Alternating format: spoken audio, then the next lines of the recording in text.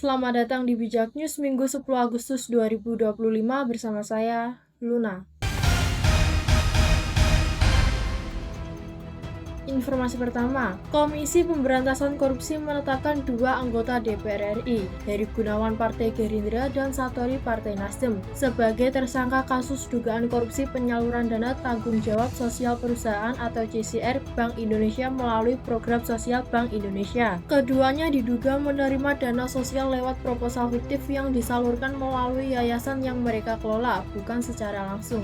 PLT Deputi Penindakan dan Eksekusi KPK, Asep Guntur Rahayu menjelaskan setelah dilakukan penyidikan umum sejak Desember 2024, penyidik telah menemukan sekurang-kurangnya 2 alat bukti yang cukup dan kemudian menetapkan 2 orang tersangka. Dana yang diterima diduga tidak sepenuhnya digunakan untuk kegiatan sosial, melainkan sebagian dialihkan untuk kepentingan pribadi seperti pembangunan rumah makan, pembelian tanah, kendaraan, dan aset lainnya. Rahayu menguraikan modusnya bahwa Komisi 11 DPR yang memiliki mitra kerja Bank Indonesia dan OJK memberikan persetujuan anggaran tahunan dan membentuk panitia kerja yang melibatkan Heri dan Satori. Dalam rapat tertutup setiap November, terjadi kesepakatan pemberian dana sosial kepada anggota Komisi 11 melalui yayasan. BI dan OJK memberikan dana program sosial kepada masing-masing anggota Komisi 11 DPR RI dengan alokasi kuota sekitar 10-24 kegiatan per tahun, katanya Jumat 8 Agustus. Heri Gunawan menerima total sekitar 15,86